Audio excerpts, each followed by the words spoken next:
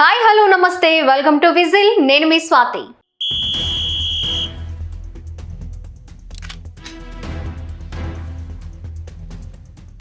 Digital payments వినియోగదారులతో పాటు వ్యాపారుల పని కూడా చాలా ఈజీ అయింది. ముఖ్యంగా చిల్లర సమస్యలకు చెక్ పడిందనే చెప్పాలి.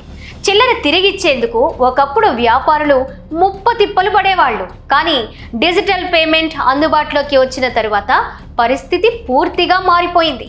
చివరికి ఒక బడ్డీ కొట్టు దగ్గర టీ తాగినా సరే, ఒక చాక్లెట్ తీసుకున్నా సరే, సింపుల్గా ఫోన్పే, గూగుల్ పే, పేటిఎం అంటూ స్కాన్ చేస్తున్నారు. దీంతో అకౌంట్ నుంచి అకౌంట్కు డబ్బులు ఇలా వెళ్ళిపోతున్నాయి. చేతిలో చిల్లిగవ్వ లేకపోయినా సరే, ఫోన్ ఉంటే చాలు ఎక్కడికైనా వెళ్ళిపోవచ్చు, ఏమైనా చేయొచ్చు. పెద్ద పెద్ద షాపింగ్ మాల్స్ నుంచి సందు చివర చిల్లర కొట్టు వరకు ప్రతి ఒక్కరూ డిజిటల్ పేమెంట్స్ వాడుతున్నారు. అయితే కర్ణాటకలో మాత్రం మాకొద్దు ఈ డిజిటల్ పేమెంట్ అంటున్నారు వ్యాపారులు. నగదు చెలామణిని తగ్గించి డిజిటల్ చెల్లింపులను విస్తృతం చేయాలనేది ప్రస్తుతం కేంద్ర ప్రభుత్వం మాట.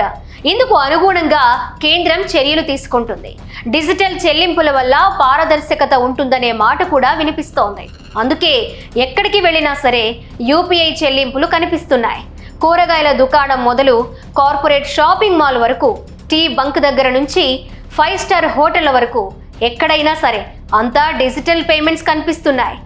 సరదాగా చేతిలో మొబైల్ ఫోన్ తీసుకుని షాపింగ్కి వెళ్ళి కావలసిన వస్తువులు తీసుకుని యూపీఐ పేమెంట్స్ చేసేసి ఇంటికొచ్చేస్తున్నారు. కానీ కర్ణాటకలో మాత్రం నో యూపీఐ అంటున్నారు చిరు వ్యాపారులు. డిజిటల్ పేమెంట్స్ నమ్ముకున్న కర్ణాటక చిరు వ్యాపారులు నో యూపీఐ ప్లీజ్ అనేస్తున్నారు. చిన్న కూరగాయల వ్యాపారం చేస్తున్న శంకర్ గౌడ్ అనే వ్యక్తికి అధికారులు గట్టి షాక్ ఇచ్చారు. తన దగ్గరకు వచ్చే కస్టమర్ల కోసం యూపీఐ పేమెంట్ సదుపాయాన్ని అందుబాటులోకి ఉంచారు. శంకర్ గౌడ్ 4 ఏళ్ల పాటు నిర్వహించిన డిజిటల్ లావాదేవీలను పరిశీలించిన అధికారులు జీఎస్టీ కట్టాలని నోటీస్ ఇచ్చారు. ఇది చూసి శంకర్ గౌడ్ అవాక్కయ్యాడు. 4 ఏళ్ల కాలంలో ఏకంగా 1,63,00,000 లావాదేవీలు జరిగాయని, కాబట్టి 29 లక్షలు జీఎస్టీ కింద చెల్లించాలని నోటీస్ ఇచ్చారు. తనది చిన్న దుకాణమని, అంత డబ్బు కట్టమంటే ఎలా అని శంకర్ గౌడ్ బదులిస్తున్నాడు. ఇక అధికారుల నోటీస్తో ఒక్కసారిగా భయపడిన శంకర్ గౌడ్ తన దుకాణంలో ఇకపై కేవలం నగదు చెల్లింపులు మాత్రమే ఉంటాయని, డిజిటల్ లావాదేవీలు లేవని నోటీస్ పెట్టారు. దుకాణం ముందున్న క్యూఆర్ కోడ్ను చింపేశారు.